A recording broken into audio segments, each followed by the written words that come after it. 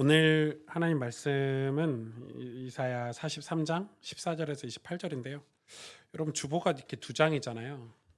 이렇게 두 장인데 이 한 장은 행정적인 주보예요. 그러니까 오늘 쓰고 버릴 주보지만 이 속지는 우리가 일주일 동안 여러분이 말씀을 묵상하도록 이제 필요한 거를 이렇게 넣어 놓은 거예요. 이제 다 구분이 좀 되시죠? 그래서 이 속지 안에 오늘 그 뭐 가스펠 편지도 들어 있고 또 오늘 설교의 그런 하이라이트도 들어 있어요. 그러니까 제가 설교를 미리 준비해서 다 100%이 녹취 뭐라고 해요? 100% 설교문을 작성해서 설교를 하기 때문에 임의대로 설교를 하지 않습니다. 그래서 그런 이 요약본들이 지금 이렇게 들어가 있고 그 옆에 보면 가스펠 묵상 노트가 있잖아요. 이거 사실은 제가 이거를 묵상 노트를 지금 계속 쓰고는 있는데 이거를 지금 성도들에게 사역은 하지는 않고 있어요. 왜냐하면 지금 사역은 하고 있지는 않지만 여러분이 많이 눈치를 챘을 거예요. 여러분 성경을 읽고 설교를 듣다 보면 이런 질문들에 대한 답변을 하지 않으면 설교를 제대로 들은 게 사실 아니에요. 그러니까 우리가 그런 거 있잖아요. 학원 가서 수업 듣고 왔는데 정답 쓰려면 하나도 생각 안 나는 거. 왜냐면 예습 복습 안 하니까. 그래서 사실은 이 묵상 노트에 제가 설교를 준비하면서 중요한 질문들을 여기다 적어 놓는 거예요. 그래서 만약에 눈치채신 성도님들은 이 질문에 답변을 한번 해보세요. 근데 되게 어려울 거예요. 뭐라고 써야 되지? 설교 시간에 뭐라고 하셨지? 이렇게 한 번 더 새겨보는 거죠. 그러면서 기록하면서 아, 내 삶에 적용하는 건 이런 거구나라고 생각하고 이렇게 하도록 이 안에 이렇게 묵상 노트랑 넣어놨다는 거를 기억하시고 설교를 들을 때 이거 페이지를 가지고 메모도 하시고 이렇게 활용하라고 주보가 있다는 사실을 안내해 드립니다. 혹시 여러분 모르실까 봐. 14절에서 28절 제가 대신 봉독해 드릴게요. 너희의 구속자여 이스라엘의 거룩하니 여호와가 말하노라. 너희를 위하여 내가 바벨론에 사람을 보내요. 모든 갈대아 사람에게 자기들이 연락하던 배를 타고 도망하여 내려가게 하리라. 나는 여호와 너희의 거룩하니요 이스라엘의 창조자요 너희의 왕이니라. 나 여호와가 이같이 말하노라. 바다 가운데 길을 큰 물 가운데 지름길을 내고 병거와 말과 군대 용사를 이끌어내요. 그들이 일시에 엎드려져 일어나지 못하고 소멸하기를 꺼져가는 등불 같게 하였느니라. 너희는 이전 일을 기억하지 말며 옛날 일을 생각하지 말라. 보라 내가 새 일을 행하리니 이제 나타낼 것이라. 너희가 그것을 알지 못하겠느냐. 반드시 내가 광야의 길을 사막에 강을 내리니 장차 들짐승 곧 승냥이와 타조도 나를 존경할 것은 내가 광야의 물을 사막의 강들을 내어 내 백성 내가 택한 자에게 마시게 할 것임이니라. 이 백성은 내가 나를 위하여 지었나니 나를 찬송하게 하려 함이니라. 그러나 야곱아 너는 나를 부르지 아니하였고 이스라엘아 너는 나를 괴롭게 여겼으며 내 번제 양을 내게로 가져오지 아니하였고 내 제물로 나를 공경하지 아니하였느니라. 나는 제물로 말미암아 너를 수고롭게 하지 아니하였고 유황으로 말미암아 너를 괴롭게 하지 아니하였거늘 너는 나를 위하여 돈으로 향품을 사지 아니하며 희생의 기름으로 나를 흡족하게 하지 아니하고 내 죄짐으로 나를 수고롭게 하며 내 죄악으로 나를 괴롭게 하였느니라. 나 곧 나는 나를 위하여 내 허물을 도말하는 자니 내 죄를 기억하지 아니하리라. 너는 나에게 기억이 나게 하라. 우리가 함께 변론하자. 너는 말하여 내가 의로움을 나타내라. 내 시조가 범죄하였고 너희 교사들이 나를 배반하였나니 그러므로 내가 성소의 어른들을 욕되게 하며 야곱이 진멸당하도록 내어주며 이스라엘이 비방거리가 되게 하리라. 아멘. 우리 많은 분들이 온라인으로 예배를 드리고 있습니다. 각 가정에서 이 시간이 참 축복된 시간이 되기를 바라고 많이 기도합니다. 오늘 본문은 정말 중요한 설교라고 저는 생각이 들고 우리가 성경학교가 있지만은 또 이 오전에 짧은 두 번의 예배를 통해서 우리 말씀들을 놓치지 않았으면 좋겠습니다. 우리 사람들을 만나다 보면 이게 뭐 신자든지 불신자든지 과거 얘기를 많이 하잖아요. 근데 주로 이 과거의 실패, 어떤 상처 이런 얘기를 되게 많이 해요. 사실 저도 그랬고, 근데 뭐 부모님 탓, 뭐 가난 탓, 뭐 과거에 누가 나를 이렇게 어려움을 줬다, 사람 탓 이런 걸 진짜 주로 많이 하죠. 과거 실패된 과거에 막 찌들려서 사시는 분들. 근데 그런 분들은 희망이 없죠. 소망이라는 게 없어요. 늘 과거를 묵혀 살아요. 또 반대로 과거의 영광을 이야기하시는 분들이 계세요. 내가 옛날에는 잘 나갔는데 말이야, 이런 거 있잖아요. 내가 옛날에는 떵떵거리고 살았는데 뭐 이러신 분들도 계세요. 그것도 그 과거의 영광에 막 사로잡혀 있어가지고 매여 있어가지고 오늘을 이렇게 건강하게 살지 못하는 분들이 되게 많아요. 진짜 많죠. 근데 아이러니한 거는, 진짜 이상한 거는 뭐냐면 과거가 너무 싫대요. 과거의 상처가 너무 많고 과거의 실패가 끔찍하고 우리 부모님 뭐 환경 이런 거 막 탓하고 이러신 분들이 이상하게 오늘을 그렇게 살더라고요. 여러분 생각해 보세요. 과거를 바꾸려면 오늘을 다르게 살아야 돼요. 왜냐하면 오늘이 내일이 되면 과거가 돼요. 오늘이 시냇물처럼 흘러가는 거예요. 흙탕물, 시냇물을 바꾸려면 윗물이 맑으면 돼요. 자연스럽게 다 흘러가 버리는 거예요. 오늘을 다르게 살면 오늘을 사는 게 내 과거가 되기 때문에 내일은 오늘을 바꿔야 돼요. 그런데 그런 분들은 주로 과거를 원망하고 과거의 실패를, 상처를 이야기하고 또 과거의 영광을 이야기하시는 분들이 오늘을 바꿔서 살진 않더라고요.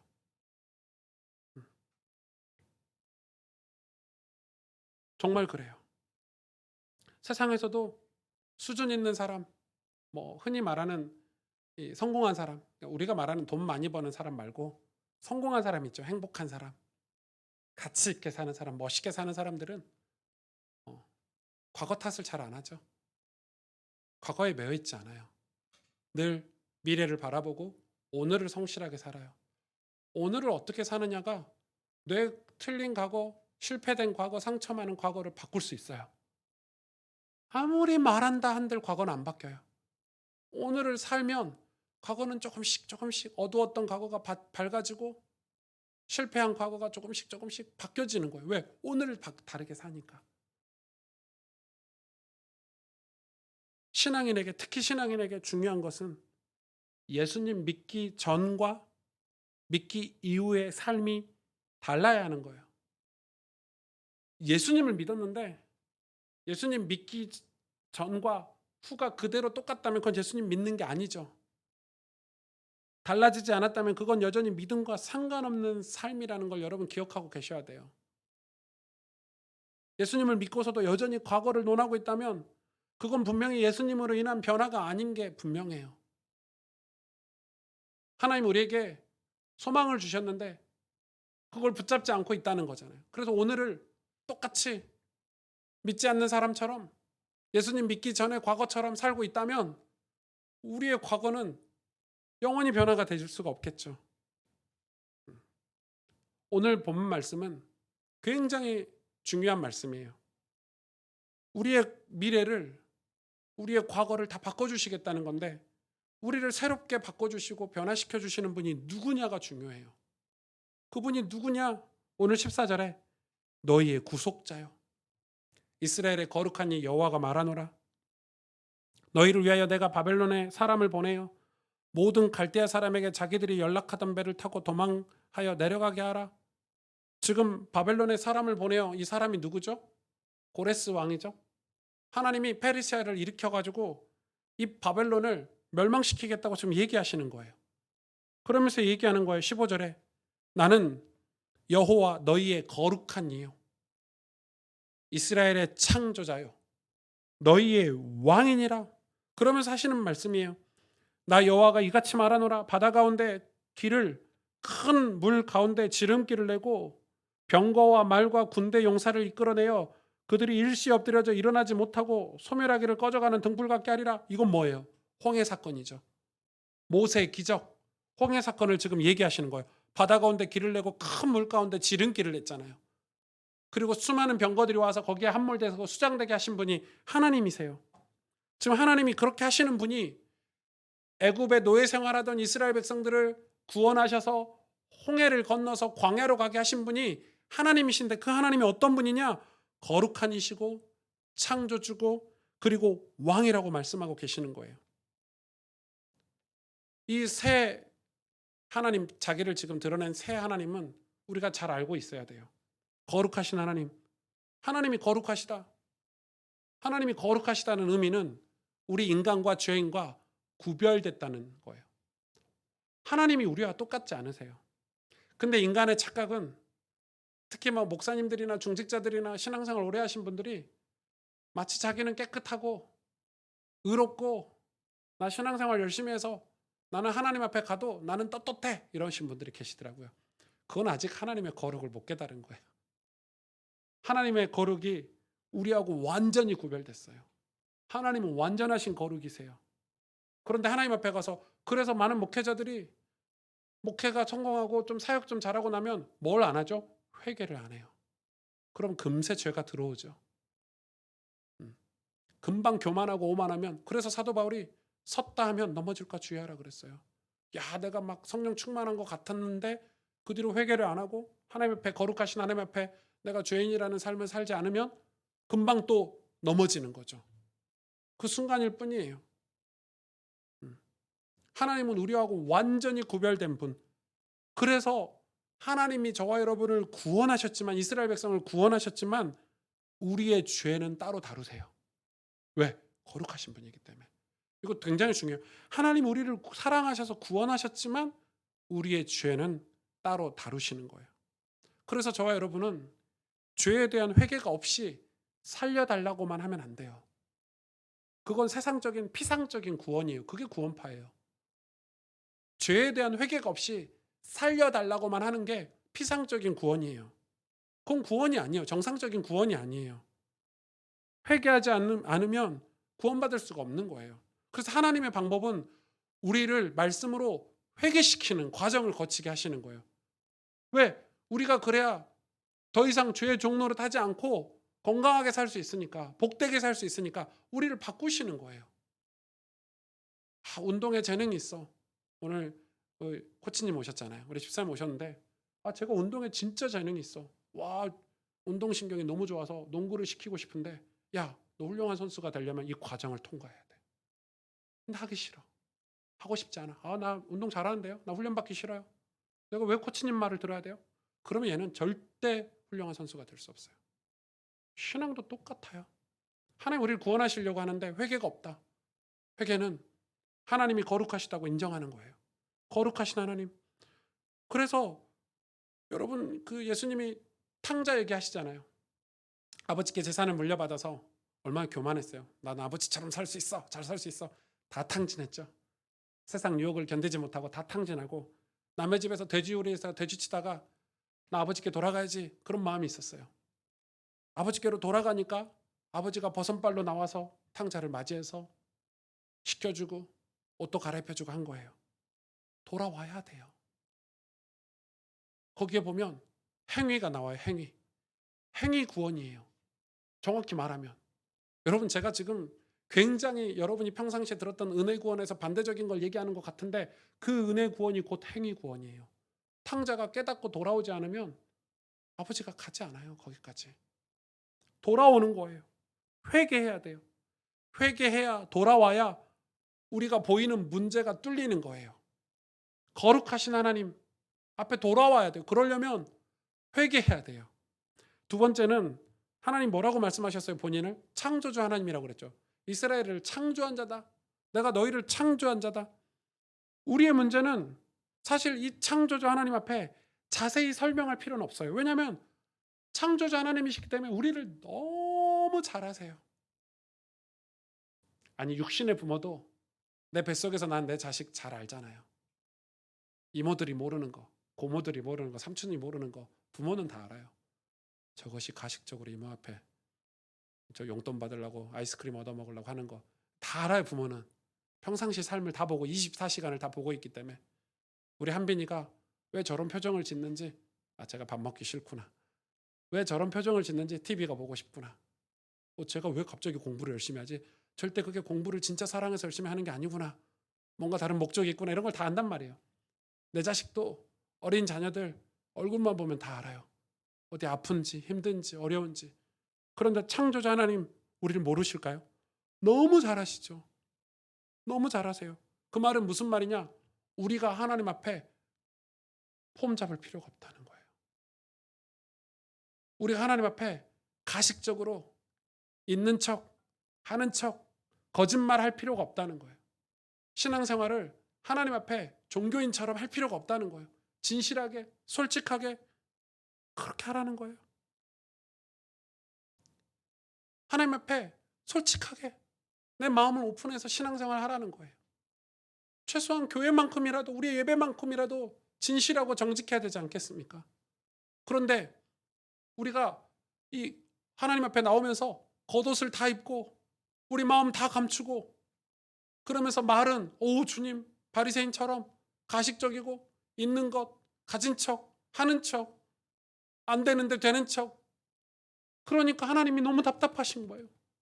솔직하고 진실해야 내가 너를 고쳐줄 수 있는데, 부족한 거를 내가 채워줄 수 있는데, 창조주 하나님을 우리가 믿지 않는 거예요. 교회 와서도 막 내가 내 능력으로 난 잘할 수 있어 이러는 거예요. 그리고 하나님 우리의 왕이시다고 그러셨어요. 하나님께서는 우리의 왕이세요. 우리의 삶을 소유하시고 다스릴 권한이 있으신 거예요. 하나님 우리를 창조하셨으니까. 거룩하신 분이니까. 그런데 이스라엘은 왕이 계시잖아요. 자기들의 왕이 하나님이신데 이 왕을 인정하지 않았어요. 이사야 오늘 본문의 22절, 23절, 24절에 보니까 그러나 야곱아 너는 나를 부르지 아니하였고 이스라엘아 너는 나를 괴롭게 여겼으며, 어떤 식으로 신앙생활을 했는지 보세요. 이스라엘이 내 번제의 양을 내게로 가져오지 아니하였고 내 제물로 나를 공경하지 아니하였느니라. 나는 제물로 말미암아 너를 수고롭게 하지 아니하였고 유황으로 말미암아 너를 괴롭히지 아니하였거늘 너는 나를 위하여 돈으로 향품을 사지 아니하며 희생의 기름으로 나를 흡족하게 하지 아니하고, 보세요.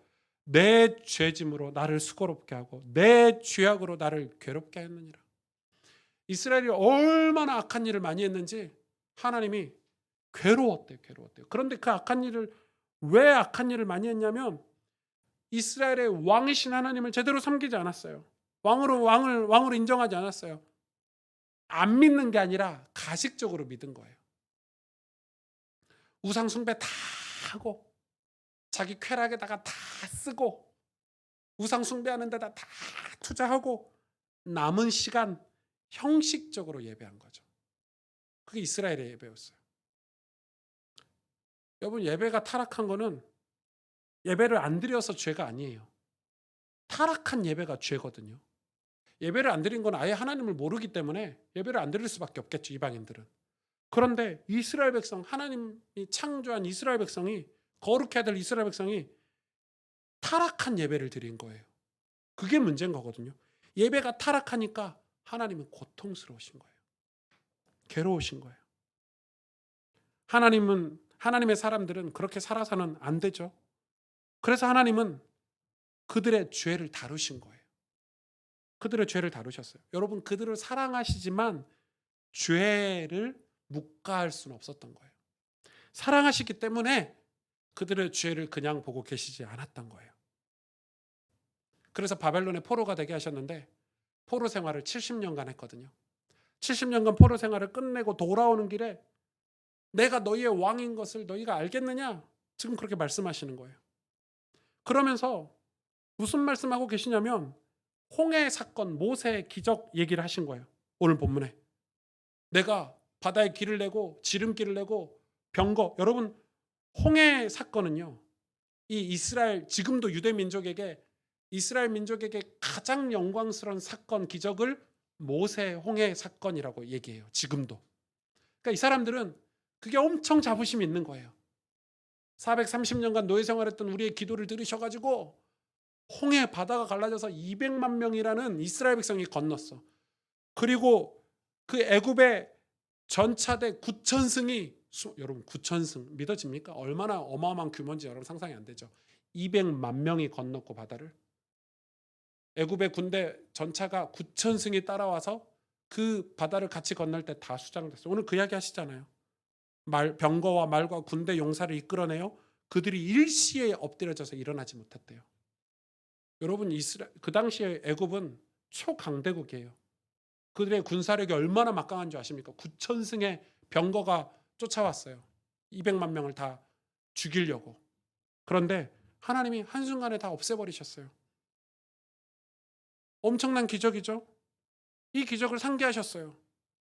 그러면서 이 기적을 상기하시면서 여러분 성경을 잘 읽으셔야 돼요. 이 하나님이 얼마나 이 성경을 잘 해석해야 되는지. 이 애굽의 기적을 상기하시면서 바로 하시는 말씀이 18절이에요. 오늘 하이라이트 말씀이에요. 18절. 너희는 이전 일을 기억하지 말며 옛날 일을 생각하지 말래요. 아니, 모세에게 당신이 하셔놓고, 모세 홍해 사건 당신이 하셔놓고 왜 갑자기 옛날 일 기억하지 말고 옛날 일을 생각하지 말래요. 그러면서 하는 말이에요. 19절에 보세요. 보라, 내가 새 일을 행하리니 이제 나타낼 것이라 너희가 그것을 알지 못하느냐. 반드시 내가 광야의 길을 사막에 강을 내리니. 이전 일을 기억하지 말고 옛날 일을 생각하지 말라는 거예요. 홍해 사건 말씀해 놓고 기억하지 말라니. 홍해 사건은 하나님이 그들과 함께 하신다는 상징적인 유대 민족의 사건인데, 그래서 그들은 힘들 때마다 어려울 때마다 홍해 사건을 기억하고 홍해의 기적을 떠올렸잖아요. 이스라엘의 최고 역사 작품이 홍해 사건이고 최고의 영광스러운 과거가 홍해 사건인데, 그걸 생각하지 말고 그걸 기억하지 말래요. 무슨 말이에요? 과거에 젖어 있지 말라는 거예요. 홍해 사건에만 젖어 있지 말라는 거예요. 과거는 과거일 뿐이라는 거예요. 우리 그러잖아요. 예수 믿는 사람들이. 야, 마가다락방, 오순절 사건, 성령 강림 사건, 출애굽, 뭐 전설처럼 이야기하는 성경의 역사들 막 이야기하잖아요. 하나님은 그거 기억하지 말고 생각하지 말라는 거예요. 뭐라고 얘기해요? 너희의 역사를 만들라는 거예요. 남 얘기하듯이 홍해 사건 얘기하지 말고 내게 일어날 일이라고, 우리 교회에 일어날 일이라고 믿으라는 거예요. 애굽이 무너질 수 있다면 너희가 지금 포로 생활하고 있는데 바벨론도 무너질 수 있잖아. 환상에 젖어가지고 상처, 과거의 실패만 가지고 있지 말고 기도하라는 거예요. 근데 여러분, 바벨론이, 애굽은 무너뜨리신 하나님인데 바벨론 못 무너뜨리실까요? 그런데 이스라엘 백성이 포로가 돼서 보니까 바벨론이 너무 막강해요. 그 당시 바벨론은 애굽보다 제가 느낄 때, 제가 공부를 했을 때 한 10배는 더 강대국이에요, 바벨론이. 얼마나 강대국이냐? 해양을 다 장악했어요. 해상 무역을 완전 장악한 나라가 바벨론이에요. 그래서 무역선을 최초로 만들었고 해양 무역을 완전 장악했다. 바다를 장악해. 여러분, 그 당시에 바다를 장악한 나라들은요. 여러분, 지금 미국이 왜 강대국인 줄 아세요? 군사적으로 바다를 다 장악했어요, 미국이. 그래서 미국 해군의 공군력이 전 세계 공군력보다 센 거야. 미국의 공군이 아니고 미국 해군이 갖고 있는 그 전투기 공군력이 전 세계 공군력보다 세대잖아요. 얼마나 막강한 해군을 갖고 있는 줄 아세요, 미국이? 미국의 해군은 그래서 전 대륙에 항공모함이 다 가 있잖아요. 중국이 그거 잡아보려고 항공모함 막 수주하고 이렇게 하는데 게임이 안 되죠. 미국이 비웃잖아요. 중국 항공모함 보고. 게임이 안 돼. 기술력이 차이가 너무 많이 나요. 그러니까 미국이 그래서 강대국인 거예요. 그런데 오늘날 미국보다 더 강대국인 게 바벨론이에요. 완전 절대. 그러니까 이스라엘 백성들이 생각했을 때는 어떻게 바벨론이 무너질 수 있겠어? 상상 못하죠. 우리 미국이 무너질 거라고, 중국 강대국이 무너질 거라고 생각 못하죠. 중국이 무너질 거 상상이나 합니까? 지금 우리가? 그들은 남을 추격하는 나라잖아요. 우리는 막 추격받고 있고. 그런데 그 바벨론이 전세가 역전돼서 무너져요. 갑자기 페르시아라는 나라, 고레스 왕이 나타나서 어디서 진짜 해성같이 나타났어요. 그건 뭐예요? 하나님이 역사를 주도하고 계시기 때문에. 하나님이 하시는 일이에요. 하나님의 백성을 핍박하는 자들을 심판하셔요. 마귀의 하수인들을 하나님 심판하세요. 강력해 보이죠? 바벨론이? 우리는 너무 연약해 보여요. 포로야. 우리가 뭘 할 수 있겠어? 느헤미야가, 에스라가, 학개가, 이런 선지자들이, 연약한 선지자들이 뭘 할 수 있겠어? 하나님이 하시는 거예요. 하나님이 역사하시는 거예요. 그래서 하나님은 하나님의 백성들이 십자가 보혈 안에 들어오면, 은혜 안에 들어오면 그런 기적들을 베푸시는 거예요. 그러면서 하나님이 하시는 새 일, 이게 뭐냐? 오늘 본문이죠. 오늘 중요한 내용이에요. 여러분 이거를 정확하게 이해하고 가셔야 돼요. 하나님이 하시는 새 일이 뭐냐? 광야에 길을 내시겠대요. 여러분 광야 모르시죠? 광야는 고속도로를 낼 수가 없어요. 완전 절벽, 바위 산들이에요. 다윗이 있었던 광야는 완전 나무 한 그루 제대로 자랄 수 없는 척박한 돌산이에요. 또 더 말도 안 되는 거예요. 사막에 강을 내시겠대요. 이 말 자체가 문법적으로 안 맞는 말이잖아요. 사막에 무슨 강이에요, 강이. 한강이 사막에 있다고 생각해 보세요. 아니 오아시스도 없는 게 사막인데, 물 한 방울 안 나는 게 사막인데, 완전 바짝 말라버린 게 사막인데, 물 부으면 다 스며들어 가지고 바짝 말라버린 게 사막인데, 거기에 강을 내시겠대요. 한강을 내시겠대요. 말도 안 되는 거죠. 근데 하나님은 그 일을 새 일처럼 하시겠대요. 근데 그거를 내가 사막에 강을 내고 광야에 길을 내는데 너희가 봐라 이 말이에요. 왜 보라고 얘기하냐면 너무 큰 일이다 보니까 말로 설명이 안 돼요. 말로 설명이 안 되는 너무 큰 일이다 보니까 너희가 직접 보고 겪어보라고 지금 하시는 말이에요. 그게 페르시아를 일으켜 세워서 이 포로에서 해방시키는 작업이거든요. 너무 큰 일을 여러분 이건 봐야 되는 거예요. 제가 대학교를 입학했는데 제가 광주에서 한 300명 뭐 되는 교회를 다녔잖아요. 뭐 드럼 치고 찬양하고 저희 교회가 저는 최고로 은혜 받는 교회인 줄 알았어요. 찬양이 제일 좋은 줄 알았어. 제가 또 그때 당시 우리는 막 복음 운동을 하던 때니까 엄청 교만해가지고 막 다른 교회들은 복음도 없다 뭐 이런 때 아닙니까? 근데 제가 신학교를 딱 갔는데 뭐 KBS 그 부산에 KBS 방송국 홀이 있었어요. 콘서트 홀이. 거기에 무슨 찬양 집회가 있다는 거예요. 제 선배가 승규야 거기 가자 이러면 제가 거기 왜 가요? 안 갈래요. 그 말은 안 간다는 말은 바빠서 안 간다는 이 말이 아니라 교만한 거죠. 우리 교회 찬양 우리 뭐 내가 알고 있는 게 전부다고 생각한 거죠. 안 갔는데 선배가 계속 꼬시는 거예요. 야 진짜 좋아. 한 번만 가자. 한 번만 가자. 한 번만 가자. 얼마나 꼬시더라고요. 제가 진짜 선배가 막 밥도 사주고 좋은 선배여서 막 속아주는 척하고 뭐 얼마나 가면 뭐 성령이 있겠냐. 복음이 있겠냐. 복음도 없는 뭐 이런 집회 뭐 이러면서 갔거든요. 그때 제가 갔을 때 호산나 인티그레트라는 찬양팀이 찬양 집회를 하던 때인데 돈모엔 목사님을 그때 제가 처음 만난 거예요. 여러분 잘 모르시죠? 돈모엔. 그분이 지은 찬양 이거잖아요. God will make a way where there seems to be no way. 이런 찬양을 지었거든요. 근데 그날 그 노래를 발표하던 곡이고 그때 롱 캐널리 목사님이나 이 미국에 진짜 좋은 찬양팀들이 다 와가지고 집회를 해요. 심지어 영어로 하고 옆에 이 자막에 한국말로 써주는데 거기에요. 이 학생들이 막 중고등학생들이 교복 입고 대학생들이 막 부모님들이 아이들 데리고 꽉 찼어 KBS홀에. 제가 그 뒤에 앉아가지고 저는 처음에 팔짱 끼고 있다가 막 애들이 울고 은혜 받고 회개하고 같이 뛰고 찬양 부르는데 우와 제가 이제 막 눈물이 줄줄 나더라고요. 그때 메시지를 듣는데 돈모의 목사님의 간증을 듣는데 얼마나 은혜가 되는지 저는 세상 그런 은혜를 처음 받아봤어요. 네, 처음 받아봤어요. 목소리가 얼마나 쉬도록 제가 나오면서 목소리가 다 쉬어갖고 형 이러니까 어이구 오기 싫다더니 목소리 다 쉬었네. 형 또 다음 집회는 언제야? 이러면서 제가 대학교 4년 내내 그 집회를 갔거든요.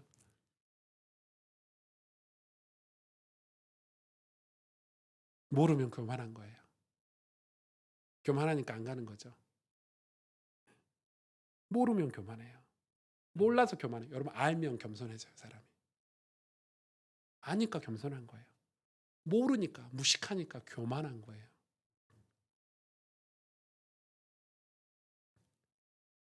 제가 여러분에게 한 달에 한 권씩 신앙서적 추천하잖아요. 이렇게 책 추천하는데 제가 알아요. 느껴요. 뭘 느끼고 있냐? 우리 성도들이 안 읽고 관심 없다는 게 느껴져요. 피부로 확 와닿아요. 네. 여러분 집에 신방 가면 제가 안 보는 것 같아도 쑥 둘러보거든요. 이 집에 내가 추천한 책이 있나 없나? 없거든요. 작년 거 막 이렇게 한 권 있고 이러더라고요.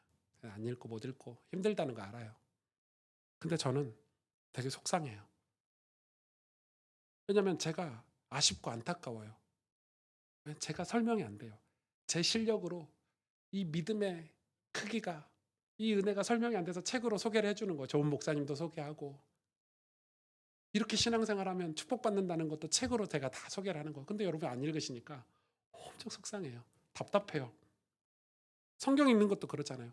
제가 오죽하면 주일 설교 오승주 목사 설교 안 들어도 되니까 성경 좀 읽으세요 할 정도로 그런 목사가 어디 있어요. 내 설교 들으라 그러지. 그런데 이 설교보다 성경 읽는 게 더 중요하다고 말할 정도로, 그 말은 무슨 말이냐? 저는 여러분이 성경을 읽으면서 그 성경에서 주신 하나님의 계시와 은혜를 직접 받기를 원해요. 성도님들이. 그 감동, 말씀을 읽고 묵상하면서 얻는 그 풍요로움들을 여러분이 직접 경험하길 원하는데, 제가 그건 대신 전해줄 수 없잖아요. 그 기분을, 그 감동을. 제가 영화 보고 와서 아무리 설명한다고 그게 진짜겠어요. 감동이. 직접 봐야지. 직접 경험해봐야지. 제가 미국에 가서 그랜드 캐년을 가고 뭐 무슨 공원을 가고, 우와, 아무리 한국에 가서 애들한테 이 얘기해도 애들은 무등산밖에 모르는 거예요. 시골 풍경밖에 모르는 거예요. 직접 가서 보면 우와.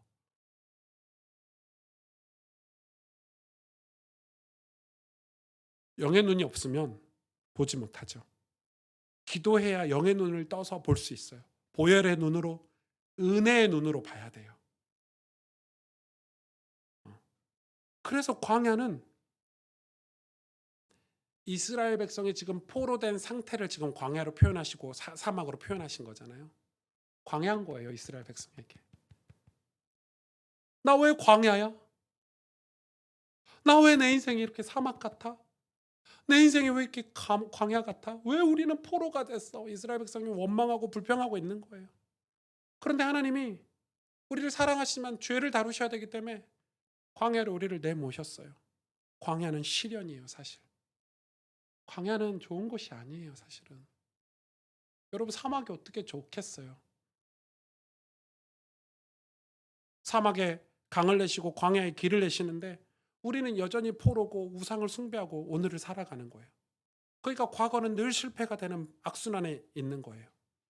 하나님이 광야에 길을 내신다는 것, 광야에 길을 내시고 사막에 강을 내신다는 건 불가능한 일이죠, 상식적으로.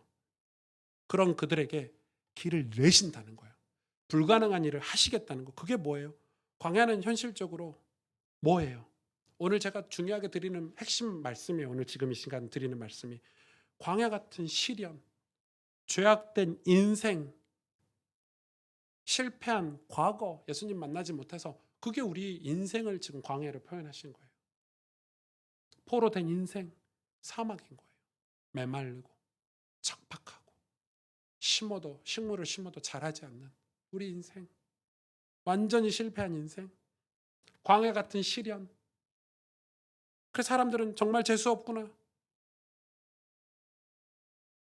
그렇게 얘기해요. 내가 부모를 잘못 만나서, 내 환경이 이 모양이어서 정말 재수 없구나.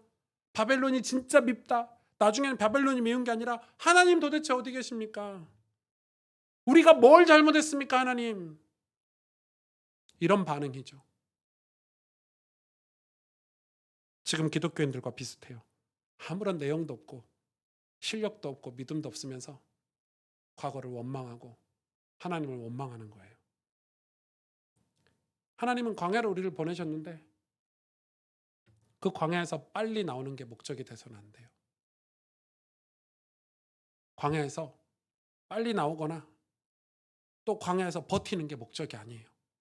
광야는 하나님의 페이스대로, 하나님의 인도 따라 가야 되고 거쳐야 되고 나와야 돼요, 하나님의 시간에. 왜냐하면 광야에서 우리를 향하신 하나님의 목적이 이루어져야 나올 수 있는 곳이 광야예요.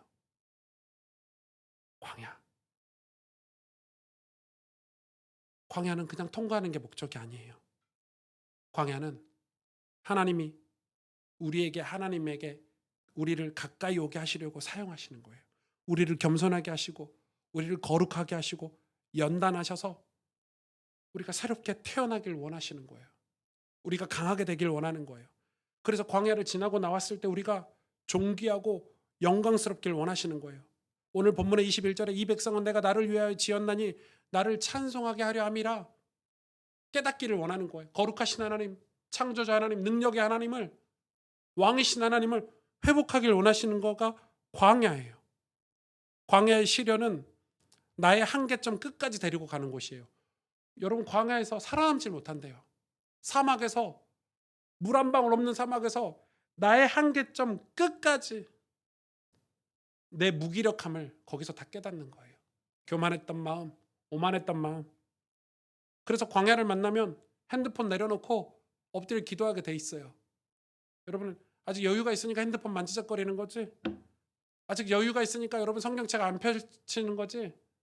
진짜 한계를 만나고 무기력을 경험하면 핸드폰이 문제가 아니라 엎드려 기도하게 돼 있어요. 내 한계 끝으로 가면 그 내 한계 끝에 하나님의 지혜가 있고 하나님의 인도하심이 있고 하나님의 말씀이 거기에 있어요. 하나님의 위로가 느껴질 거예요. 거기 가면. 여러분, 쓰레기 같은 광야. 여러분, 우리 도시에, 우리 마을에, 우리 집에 오물이 가득 있다고 생각해 보세요. 거기에 시냇물이 졸졸졸졸 흐르면 오물이 치워질까요? 시냇물이 졸졸졸졸 흐르면 그 물이 더러워지겠죠. 오물이 가득 있는데. 그래서 하나님은 폭풍우, 태풍을 주시는 거예요. 폭풍우 몰아칠 때 우리는 짜증이 나요. 와, 왜 내 인생에 태풍이 오냐, 폭풍우가 오냐. 근데 폭풍이 와가지고 쓰레기가 깨끗이 치워지고 나서 물이 흘러야 깨끗한 물을 우리가 마실 수 있는 거예요. 졸졸졸. 흙탕물이 내려오는데 여러분, 그게 막 더러운 게 있는데 폭풍우가 몰아쳐가지고 한번 그걸 깨끗이 청소하고 나면 그 다음에 깨끗한 물이 내려와요. 그런 쓰레기가 치워져야 돼요. 처음부터 시냇물이 흐르면 쓰레기가 치워지지가 않아요. 폭우 때문에, 폭풍우 때문에 우리는 고통스러울 수 있지만 그게 아니면 내 영혼에 끼어있는 더러움이 씻겨나갈 도리가 없어요. 내 인생에 끼어있는 더러운 죄악들이 씻겨나갈 도리가 없어요. 그래서 시련은, 광야는 하나님이 우리를 가까이 두고 싶어 하셔서 우리 인생에 시냇물을 졸졸졸 흘러가게 하기 위해서 주시는 거예요. 거기에 뿌리를 내리고 형통하게 살도록 다윗이 고백했잖아요. 시편 34편 18절에 여호와는 마음이 상한 자를 가까이 하시고 충심으로 통회하는 자를 구원하시도다. 이 말씀은 하나 같은데 잘 보면 두 개예요. 마음이 상한 자를 가까이 하신대요. 근데 마음이 상하다는 건 마음에 상처가 있다는 거잖아요.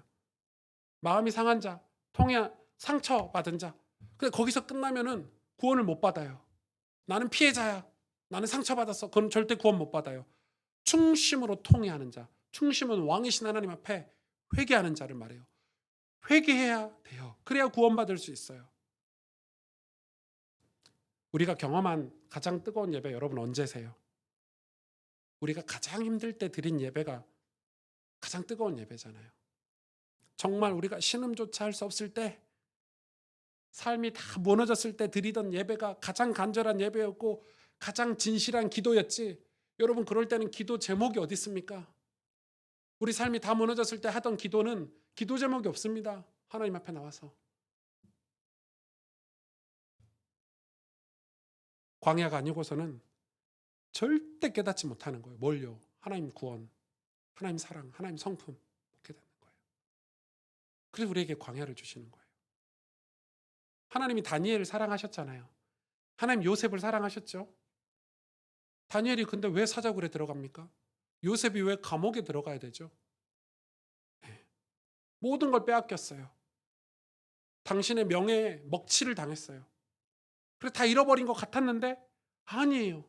그 광야를 통과하고 나서 더 명예로워졌어요. 잃어버린 명예는 더 높아졌고 하나님을 가까이 하는 믿음의 영웅들이 돼버렸어요. 하나님의 뜻을 이루는 데 쓰임받는 군사가 되고 용사가 되어버렸어요. 광야를 통과해야 돼요.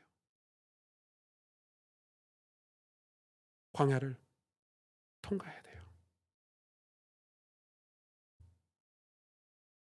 그런데 보세요. 이스라엘 백성이 내가 이 백성을 나를 찬송하게 내가 광야에 길을 내고 사막에 강을 내겠다 했는데 22절에 그러나 야곱아 이렇게 나와요. 그러나 야곱아 너는 나를 부르지 아니하였으며 이스라엘아 너는 나를 괴롭게 하였으며 무슨 말이에요? 예배 드리는데 거짓 예배 드리는 거예요. 모든 재산 다 우상에게 바치고 남은 시간 형식적으로 가식적으로 그렇게 예배 드렸어요. 하나님을 괴롭게 했어요. 근데 그 괴롭게 한 게 뭐였냐면 네가 번제 양을 내게로 가지고 와자. 번제 양을 죄사함 받기 위해서 드려야 될 하나님께 드려야 될 양을 우상에게 갖다 바쳤어요. 쾌락을 위해서 썼어요. 하나님을 공경하지 않았어요.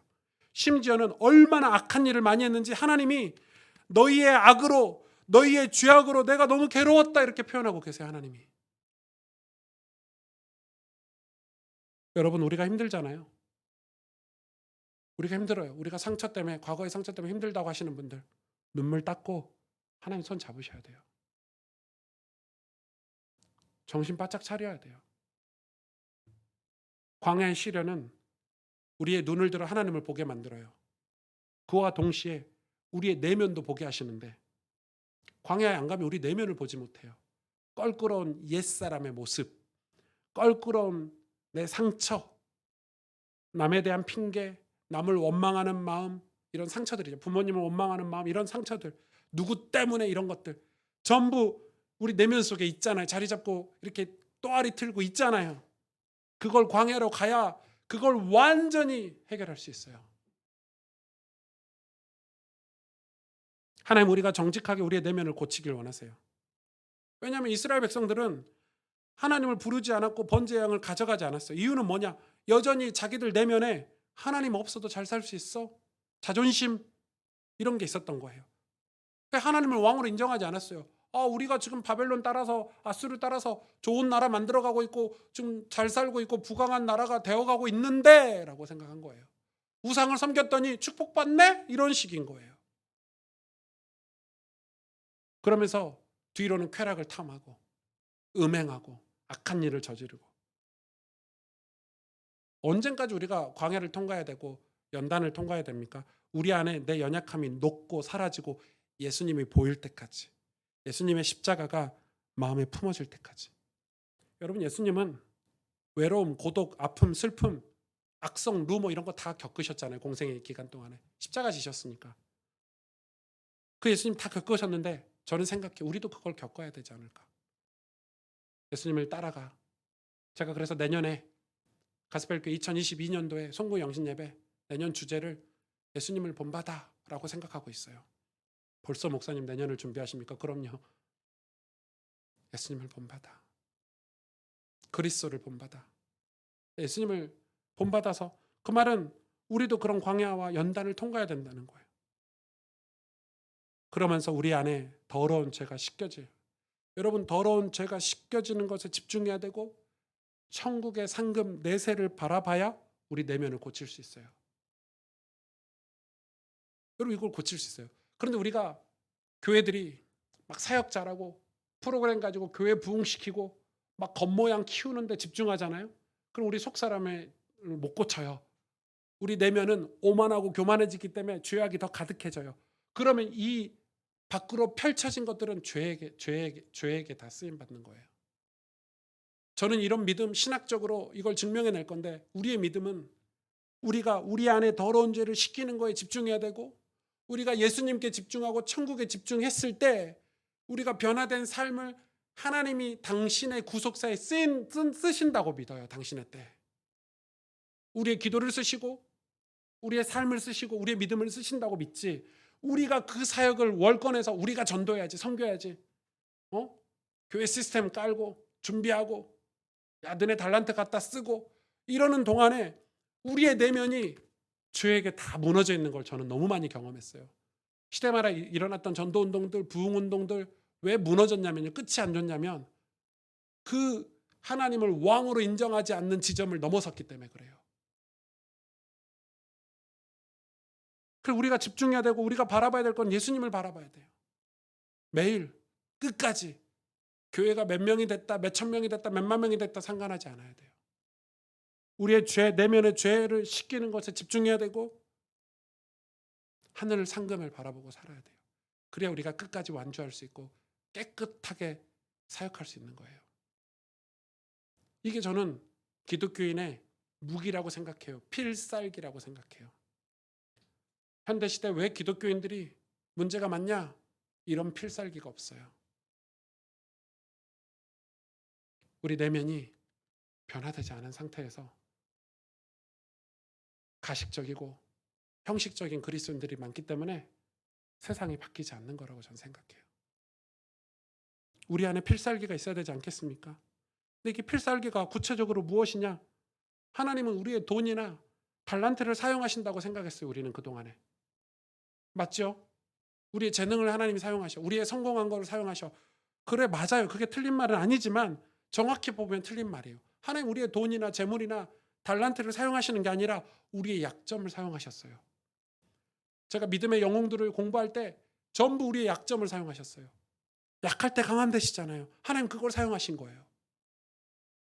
우리의 연약함을 회개하고 변화된 사람을 사용하셨지 우리의 돈이나 우리의 헌금이나 우리의 무슨 이 사회적인 영향력을 사용하신 게 아니더라고요.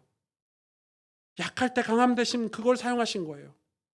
불신자 가정에서 은혜를 받고 예수 믿는 분들은 불신 가정이 늘 안타까워요. 그래서 겸손하게 저도 불신 가정이었는데 하나님 은혜 주셔서 당신을 위해서 기도하겠다고 이렇게 얘기해요. 여러분 그게 전도예요. 근데 우리는 어떻게 전도하죠? 아이씨 영적 문제 심각하네. 어? 아 나처럼 예수 믿어야 이 복받지. 그건 전도가 아니에요. 그건 완전 쓰레기예요. 죄송합니다 이렇게 표현해서.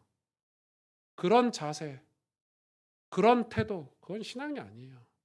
아직 내면이 안 바뀐 사람들이 손가락질하고 정죄하고 그러는 거예요. 무식하니까 교만하다니까요. 진짜 아는 사람들은 겸손해요. 하나님을 진짜 아는 사람들이 내 이웃과 부모 형제를 전도하는데 영적 문제 심각하네. 그러다가 지옥 가 이런 말 어떻게 함부로 해요. 사랑하지. 그들의 발을 씻겨주지. 겸손하게 섬기지. 왜? 그들이 진짜 하나님을 만나길 원하니까 사랑으로 전도하는 거예요. 그건 방법에 있지. 전도는 방법이 아니에요, 여러분. 여러분 수많은 이 땅의 전도 전략들이 수천 가지가 나왔는데 사실 다 의미 없어요. 사랑이 전도 방법이에요.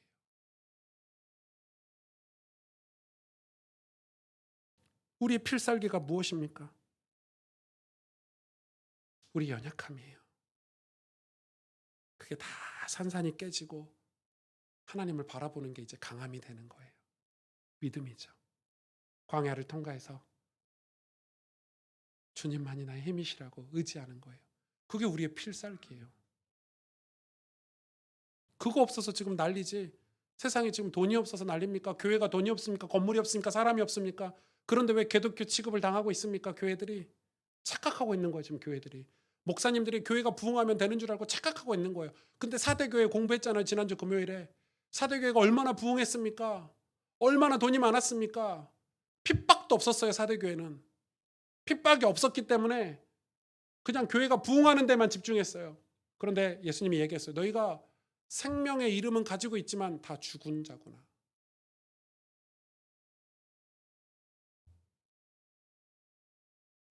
하나님은 야곱아, 실패와 상처를 가진 야곱아, 이제 나를 좀 바라봐. 이스라엘아. 제가 교회를 개척하면서 좀 비전이 하나 있어요. 제 개인적인 비전이에요. 이거는 뭐 하나님 뜻이다 뭐 이런 걸 수도 있지만 제가 개척하면서 제 동기가 하나 있었는데 제가 후배들에게 제 목회 후배들에게 길을 열어주고 싶은 마음으로 교회를 개척했어요. 이런 마음이죠. 내가 하나님 앞에 진짜 건강한 교회 개척해서 하나님이 어떻게 역사하시는지 우리 후배들에게 믿음이라는 거를 그런데 그래서 도구로 우리 가스펠 교회가 좀 쓰임받기 사용해달라는 그런 믿음이 저에게는 있어요. 근데 그게 뭐예요? 그러다 보니까 개척해서 목회를 제대로 해야 되는 거예요. 고난도 지나고 하나님이 저를 연단하시는 것도 지나고 우리 교회 성도들이 다 같이 다 어려운 시기도 지나고 지금 우리가 그걸 지나가고 있잖아요. 그런데 그걸 하나님이 보석처럼 사용하셔서 하나님을 하시는 일에 사용하실 거예요. 제가 농담으로 그런 얘기 하는 거예요. 진짜 하나님 간절히 찾고 싶으시고 진짜 하나님의 은혜를 받고 싶으시면 신학교 가셔서 교회 개척해 보세요. 진짜 교회 개척해 보세요. 저 개척해서 한 5년간은 이 교회 바닥에 와서 얼마나 혼자 많이 울었는지 몰라요. 진짜예요. 아무것도 없으니까. 제 힘으로 할 수 있는 게 아무것도 없더라고요. 예전에 막 돌아다니면서 막 칠판에 강의하고 하는 그 강의 내용이 쓸모가 없더라고요. 진짜 어렵더라고요. 그런데 그때는 하나님만 진짜 의지하는 거예요. 근데 그게 저한테는 뭐가 돼요? 필살기가 되는 거예요. 무기가 되는 거예요. 하나님께 쓰임받는 도구가 되는 거예요. 광야에 길을 내신대요. 사막에 강을 내신대요. 여러분, 사막 같은 우리 인생에, 광야 같은 우리 인생에 하나님 길을 내시고 강을 만드신대요. 은혜죠. 은혜의 강, 생명의 강, 생명의 길. 그러기 위해서 우리는 오늘을 승리하면서 살아갈 힘이 우리에게 있어야 돼요. 성도들의 힘이에요. 하나님 백성들은 오늘을 살아갈 힘이 있어야 돼요. 오늘 이렇게 말씀하시면서 하나님이 25절부터 28절에 이렇게 말씀하시죠. 나는 나를 위하여 내 허물을 도말하는 자니 내 죄를 기억하지 아니하리라. 우리는 이 25절만 붙잡고 살았어요. 하나님 우리 죄를 도말하신대. 우리 죄를 기억하지 아니하신대. 아멘 이라고 살았는데 그 뒤가 중요해. 성경은 한 절 한 절 설교하는 주제 설교하는 목사를 좋아하지 마세요, 여러분. 성경 전체를 강해해주고 설명해주는 설교를 지루하더라도 좋아하셔야 돼요. 26절에 뭐라고 기록합니까? 내 죄를 기억하지 않고 해결해 주겠다. 그런데 26절에 단서가 있어요. 뭐라고요? 조건이 있어요. 너는 나에게 기억나게 하라. 하나님이 너 기억나게, 네 이름 기억나게 하라는 거예요. 우리가 함께 변론하자. 너는 말하여 내가 의로움을 나타내라. 내 시조가 범죄하고 네 조상들이 범죄했고 네 교사들이 나를 배반했고 내가 성소의 어른들을 욕되게 했고 야곱이 진멸당하도록 내어주면 이스라엘이 비방거리가 되고 이거 다 과거잖아요. 과거에 너희 조상들이 부모들이 우상 섬기고 성소를 욕되게 했고 이스라엘이 비방거리가 되게 어쩔 수 없이 그렇게 되게 했다. 범죄했다. 그러니까 네가 이제는 나를 기억나게 하고 그 죄를 나한테 와서 변론하고 해결하자 이 말이죠. 그래야 내가 네 허물을 다 도말하고 네 죄를 기억하지 않을게. 오늘 네가 이스라엘이 바벨론의 포로가 됐는데 지금 네가 내 앞에 나와 와서 회개하고 나를 창조주로 인정하고 왕으로 인정한다면 네가 전적으로 나를 의지한다면 바벨론 이거 아무것도 아니야. 지금 그 말씀이에요. 새 일을 행할 거야. 저 여러분은 오늘을 승리하며 살아야 돼요. 하나님 우리에게 당신의 의로움을 나타내시게 하시겠다고 더 이상 조상들의 죄가 너희들에게 과거의 상처를 그대로 두지 말고 살라는 거예요. 그러면 과거를 바꾸기 위해서 오늘을 바꿔야 된다고 했잖아요. 시편 1편에 다윗이 자기 인생을 다 살고 고백한 고백이에요. 복 있는 사람은 악인들의 꾀를 따르지 아니하고 죄인들의 길에 서지 아니하고 오만한 자의 자리에 앉지 아니하고 오직 여호와의 율법을 즐거워하여 그의 율법을 주야로 묵상하는 자다. 복 있는 사람, 여기서 복은 우리가 말하는 이 세상적인 복이 아닌 걸 여러분 다 배우셨죠? 이 복은 생명이에요. 히브리어로 이 복은 생명, 구원을 말해요. 이 복, 천국 가는 복을 말하는 거예요. 성경에서 말하는 복들은 다 천국 가는 복이에요. 여러분 우리 인생에 그것보다 더 큰 복이 어디 있어요? 이 복이 근데 악인들의 꾀를 따르면은 이 복을 못 받는 거예요. 죄인들의 길에 서면 이거 못 받는 거예요. 오만한 자의 자리에 앉으면 이 복을 못 받는 거예요. 근데 이 오만한 자리에 앉고 죄인들의 길에 서는 게 우리 스스로 이길 수가 없잖아요. 그래서 우리가 이기는 자가 되래요. 뭘로요? 말씀으로. 그래서 다윗은 여호와의 율법을 즐거워했고 그 말씀을 주야로 묵상했대요. 여러분 다윗이 어떻게 살았는지 알 수 있고 다윗이 어떤 믿음의 필살기를 가지고 쓰임 받았는지 알 수 있는 내용이에요. 여러분 제가 여러분에게 꼭 부탁드리고 싶은 게 있는데 교회가 성장하면 좋잖아요. 가스펠 교회가 성장을 꾸준히 해왔고 또 앞으로도 성장하겠죠. 뭐 1,000명이 될 수도 있고 2,000명이 될 수도 있겠고 그런데 사대교회처럼 성장했는데 교회가 커져가지고 막 선교도 하고 막 세상에 막 선한 일도 하고 막 교회가 중요한 사역들도 다 했는데 성도 개개인들이 하나님과 상관없다면 성도 개개인들이 광야를 통과해서 믿음의 사람으로 세워지지 않는다면 그리고 여러분이 혹시 구원을 받지 못한다면 이 교회가 커지고 목회를 잘하고 이게 무슨 소용이 있어요? 다 실패죠. 사대교회처럼 실패가 돼버리는 거예요. 지금 한국교회 주일마다 수천 명, 수백 명씩 앉아가지고 예배드리고 있어요. 근데 우리 질문해 봐야 돼요. 과연 개개인들은 믿음을 가지고 세상에서 승리하고 살고 있나? 그래서 이 코로나 시대가 진짜 헷갈리는데 어쩌면 하나님이 우리에게 주시는 메시지라고 생각해요. 우리가 모여가지고 많은 사역들을 할 수는 있지만 우리 개개인의 신앙생활 하는 분들이 성경 한 장도 안 읽는 시대고 내 내면의 죄를 해결하려고 기도도 안 하는 시대고 주일날 예배드리는 거 가지고 신앙생활이라고 얘기하고는 시대가 돼버렸어요. 진리에 대해서 설명할 길도 없고 내 삶으로 예수님 나와 동행하는 걸 전할 수 있는 그 경건의 능력도 다 사라져 버렸어요.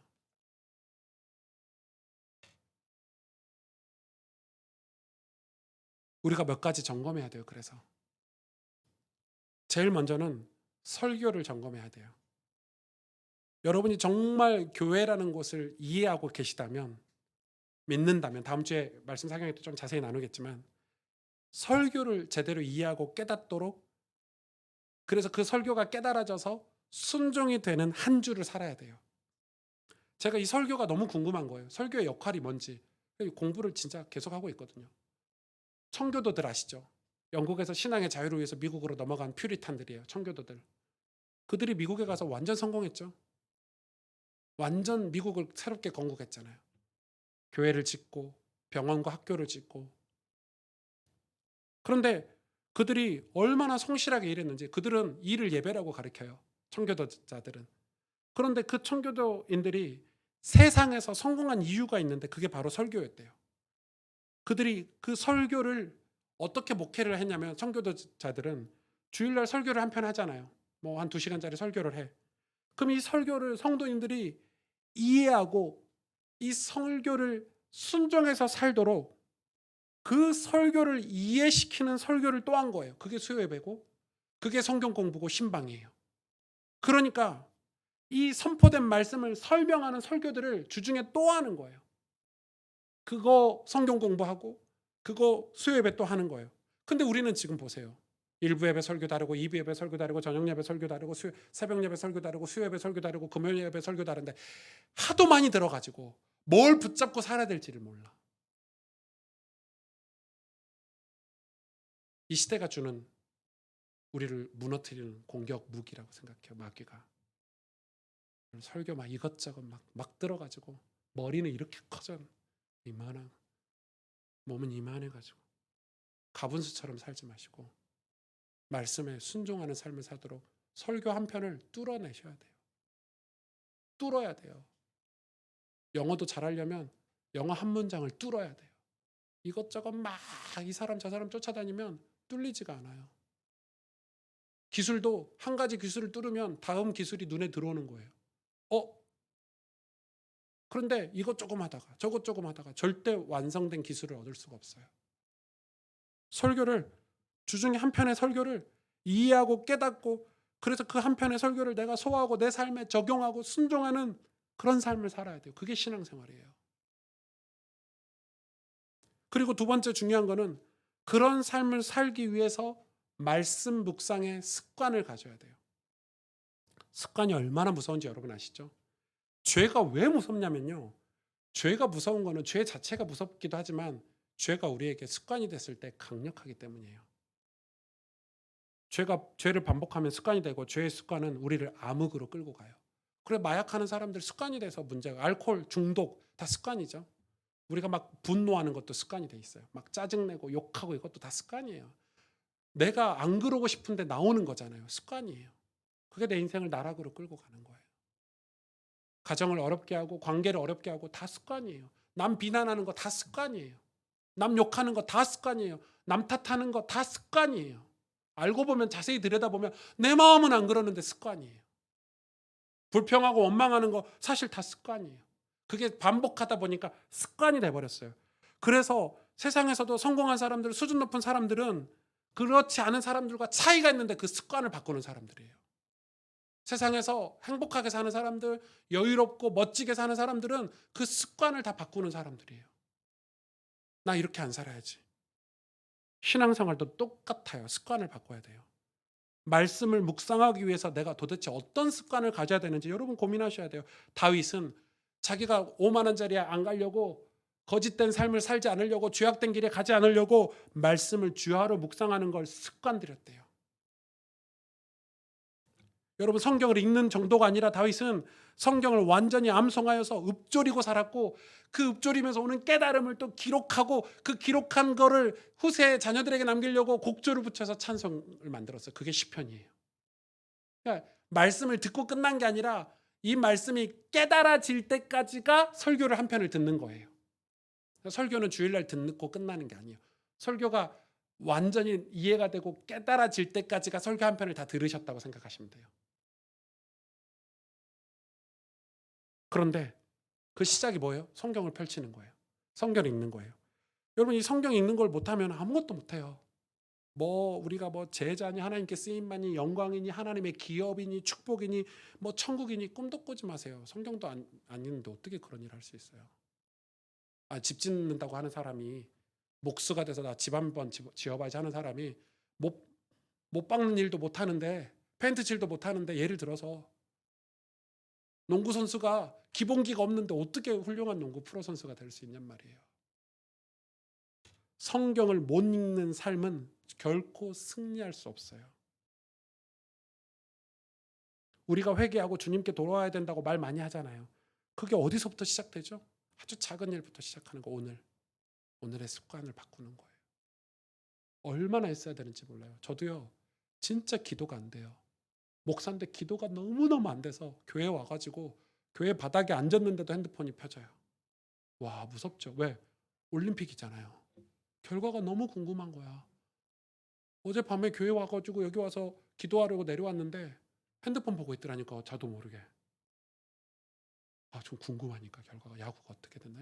지는 야구를 왜 봤는지 모르겠는데 결과만 볼 걸.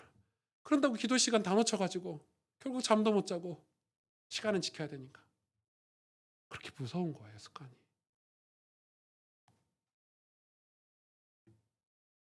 우리가 매일 이걸 하잖아요. 우리의 과거는 자연스럽게 바뀌어요. 과거가 내 힘으로 바뀝니까? 근데 왜 과거가 안 바뀌죠? 하는 신용만 하기 때문에.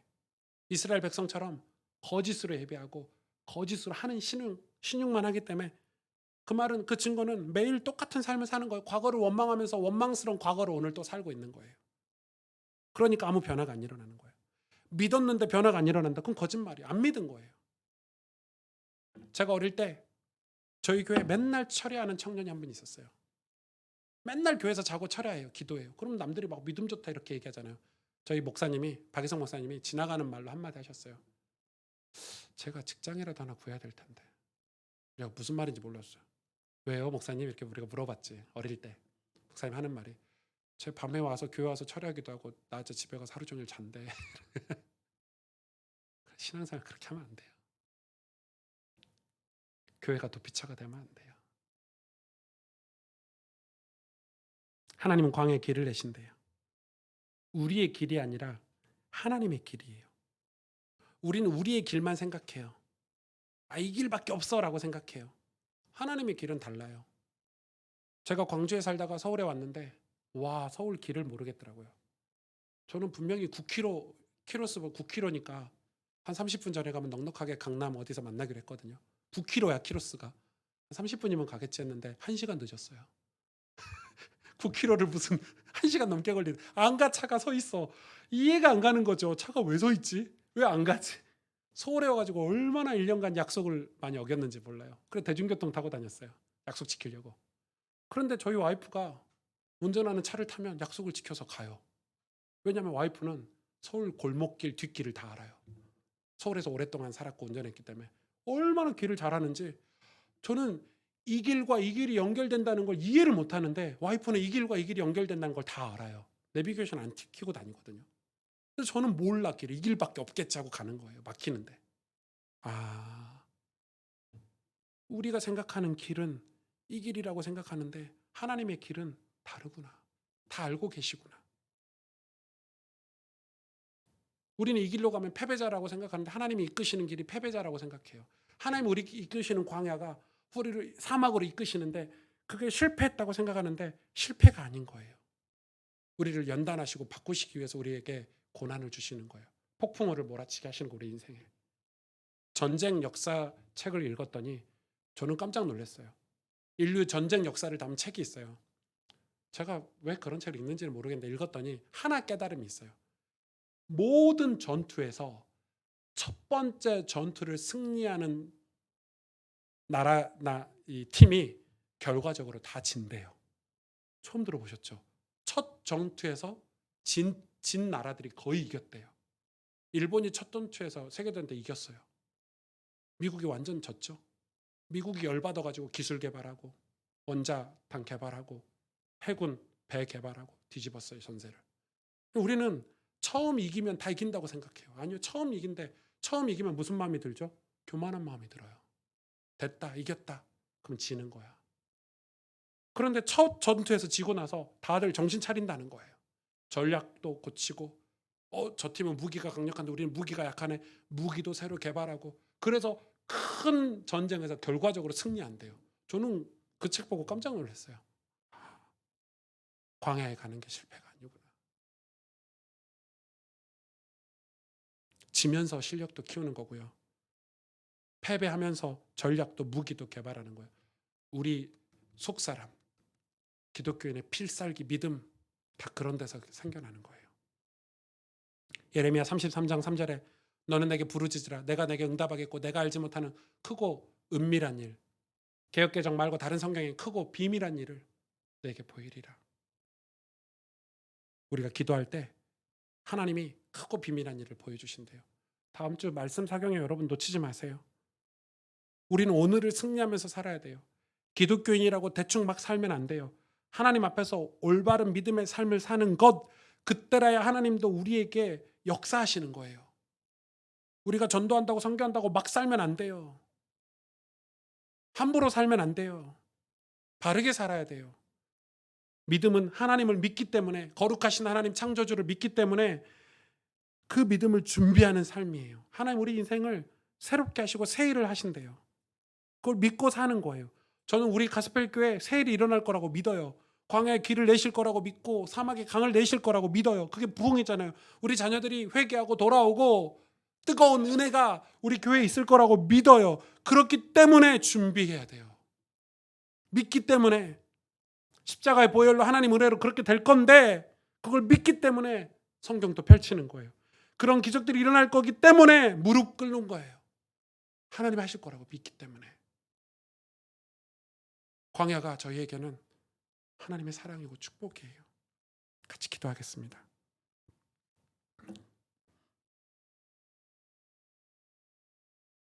광야에서 내 한계를 마주하고 주님만이 나의 도움이시며 주님만이 나의 구원자이시며 주님만이 나의 인도자이심을 우리가 깨닫는 거, 그게 하나님 사랑이에요. 내 속에 죄를 싣고 그러기 위해서 주님 손을 붙잡는 거, 주님 의지하는 거, 그래서 믿음으로 세워지고 새 사람이 되는 거, 그게 광야예요. 하나님 광야에 길을 내시듯 사막에 강을 내시듯 우리 인생 주님 안에서 다시 태어나서 주님의 사람 되게 하시겠대요. 우리에게 일어날, 우리에게 행하시는 새 일을 우리가 믿고 이 시간 기도하기를 원해요. 하나님, 정말 우리가 광야의 축복을 받기를 원합니다. 정말 새로운 인생이 되기를 원합니다. 오늘 말씀을 붙잡고 우리 합심으로 하나님 앞에 간절히 기도하겠습니다. 하나님 감사합니다. 주님,